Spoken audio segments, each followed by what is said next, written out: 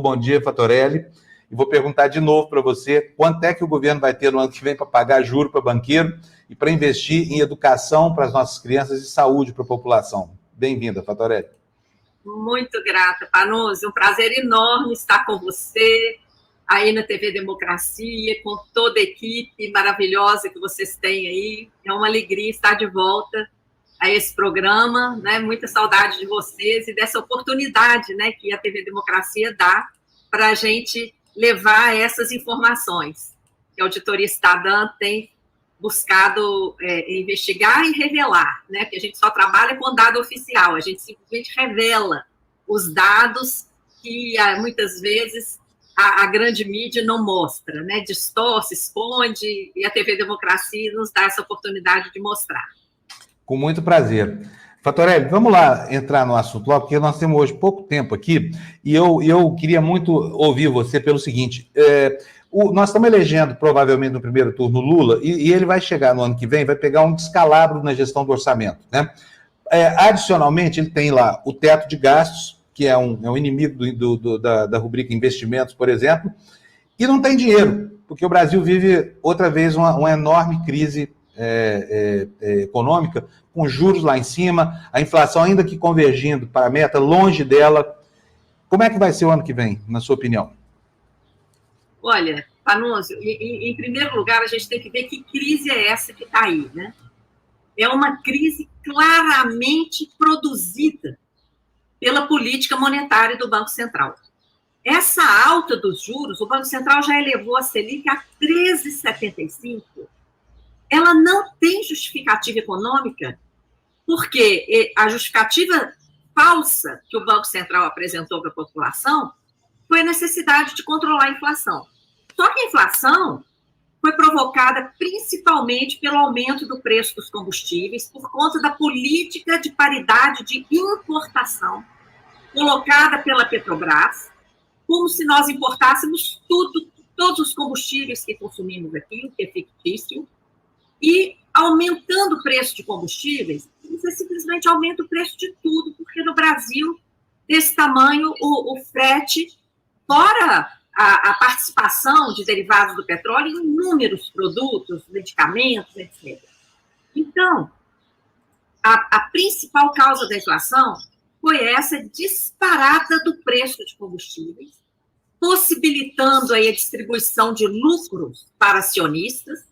O lucro que vai para o governo federal só pode ser gasto, o lucro de estatais só pode ser gasto com pagamento de dívida. Então, volta para o mesmo grupo, tá? E o preço de alimentos também produziu inflação por conta de erros de política agrícola e agrária que privilegiam o grande agronegócio de exportação, que não está nem aí para a alimentação do povo brasileiro. Tanto é que nós temos aí recorde de safra, recorde de lucro, recorde de exportação do agronegócio, tanto grãos como carnes e proteínas, e ao mesmo tempo, o que a gente vê? Metade da população brasileira em insegurança alimentar e 30 milhões literalmente passando fome. O Brasil voltou ao mapa da fome, enquanto o agronegócio bate todos os recordes. Então, a inflação provocada por esses dois fatores, principalmente, combustível, alimentos, e energia. Porque para empurrar a privatização, vieram as bandeiras 2, a bandeira vermelha, tudo aquilo. Tanto é que agora está tendo uma diminuição, já conseguiram privatizar, já está diminuindo o preço de energia. E esses fatores alavancaram a inflação. E aí vem o Banco Central e fala, eu vou subir juro para controlar a inflação. Claro que não controla, não controlou. E simplesmente explodiu o gasto com a dívida. Dado do próprio Banco Central, Panunzio, está lá a tabelinha dele, que a gente, inclusive, reproduz em vários posts da Auditoria Cidadã. A cada 1% que ele aumentou a Selic, significou um gasto anual, todo ano vai repetir, de 34,9 bilhões de reais com juro da dívida. A cada 1%. Se ele aumentou quase 12, foi de 2 para 13,75, ele fez um aumento de 11,75. Isso dá mais de 410 bilhões de reais. A mais de juros, além da bolada que já pagava. Então, quando você me pergunta, né, que orçamento que o vencedor dessas eleições vai receber, a proposta está lá no Congresso. Olha, para pagamento de juros e amortizações, 2 trilhões 559 bilhões. E a Auditoria Cidadã soma juro com amortização, porque na bolada da amortização tem uma grande parte dos juros. Tem uma verdadeira pedalada contábil sendo feita nessa contabilização do juro da dívida, que joga a maior parte como se fosse amortização, para maquiar, para esconder o verdadeiro gasto com juros. Tá? Só que a gente tem o dado da estimativa lá do próprio Tesouro Nacional e a gente faz essa continha. Para a educação e saúde, que você vinha comentando, para a saúde é apenas 2,62%, e para a educação, 2,59%. Em números, isso aí vai significar... Deixa eu só pegar os óculos aqui para ver direitinho o número. Porque em percentual a pessoa não tem essa visão. Mas é ínfimo, né? Na Constituição brasileira está previsto que a educação receberá 25%. 25%, é isso? Dos orçamentos dos estados, dos municípios. Varia o percentual conforme a instância de poder. Mas no total dá só 2%. 2% do orçamento, 2 e pouquinho. Então, tem uma pegadinha aí, Vanucci. A Constituição fala dos impostos. Uhum. E o que o modelo tributário brasileiro fez? Caminhou para a criação de contribuições. Para fugir do carimbo. Para fugir, não é?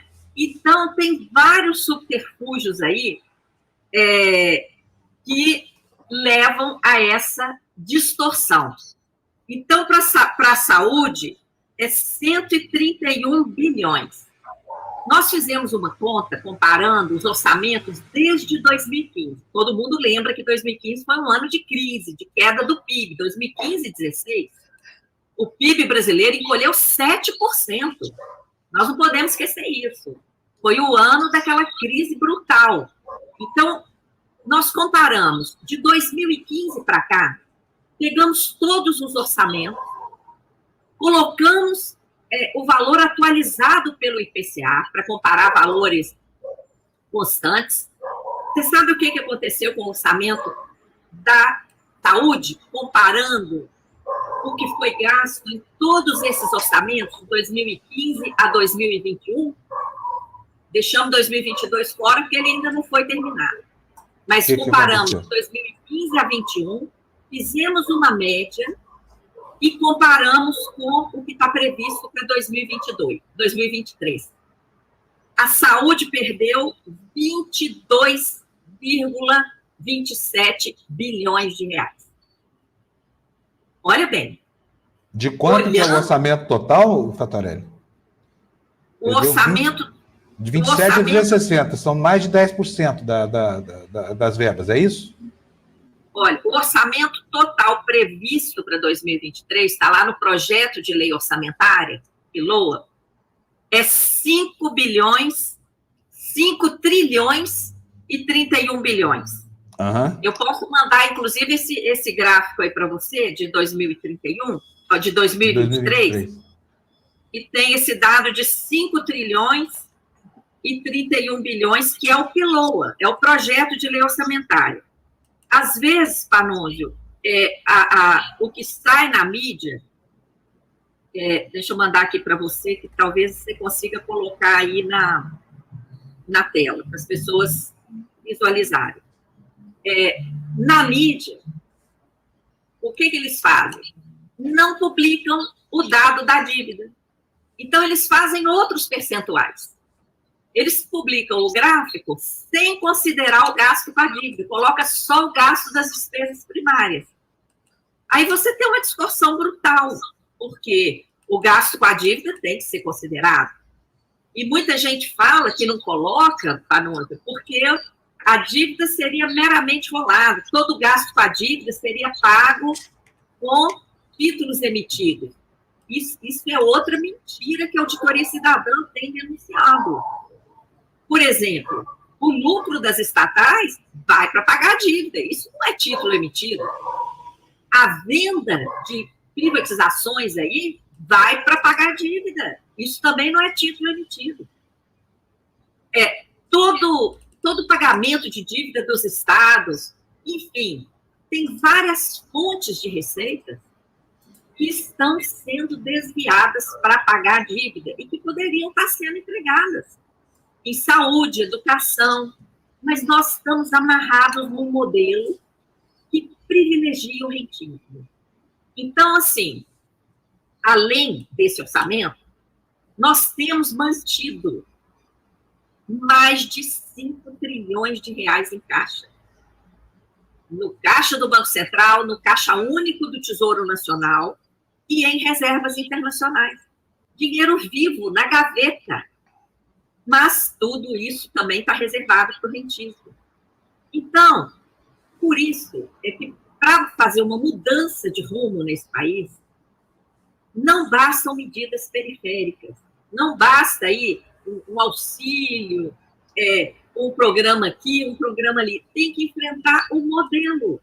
Como a gente vem falando há anos, ali naquela campanha É Hora de Virar o Jogo, agora também com a campanha pelo limite do juro no Brasil, porque enquanto continuar essa farra do rentismo no Brasil, a gente não vai sair do lugar. Somos um país riquíssimo, com imensas possibilidades, e pagando aí metade do orçamento federal para juros e amortizações de uma dívida que, segundo o próprio Tribunal de Contas da União, não tem contrapartida em investimento. Pense, uma dívida que não tem contrapartida em investimento.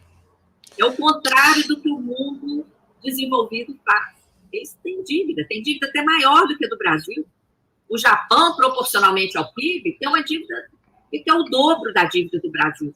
Mas paga juro negativo, juro zero, praticamente, e o dinheiro é para investimento, é para geração de emprego, renda, bem-estar social, progresso tecnológico, etc. Aqui não. Aqui a gente tem uma dívida para remunerar a sobra de caixa dos bancos, para pagar diferença de dólar para os bancos dos abusivos contratos de swap, para pagar o maior juro do planeta. Então, a gente tem que fazer uma auditoria dessa dívida, é o que a gente diz sempre, há 22 anos, para separar o que é dívida mesmo, que tem que ser paga, e o que são esses mecanismos que estão roubando a nossa possibilidade de ter um desenvolvimento socioeconômico, de garantir vida digna para todas as pessoas. Fatorelli, olha, eu falei antes que o nosso tempo hoje estava curto e está mesmo. Eu vou convidar você para a semana que vem, porque eu quero discutir como é que vai ser o orçamento do primeiro ano do governo Lula. Vai ter que ter muita criatividade para poder começar a cumprir os compromissos que ele está fazendo na campanha e dar andamento. Então, quero chamar a atenção de vocês para o site da Fatorelli, Auditoria Cidadã da Dívida. Vão lá, é muito instrutivo. E eu quero agradecer você, mandar um beijão para você, Fatorelli. Obrigado. E a gente volta na semana que vem, tá? Para falar com mais tempo sobre a conformação do orçamento e os problemas que nós vamos enfrentar no ano que vem. Obrigado, um beijo para você. Eu que agradeço, Fábio, agradeço a toda a equipe aí da TV Democracia e fico à disposição. Quando você tiver condições aí, tiver espaço, pode nos chamar, nós estamos sempre à sua disposição. E um forte abraço. Obrigado, Fatorelli. Tchau, bom dia para você.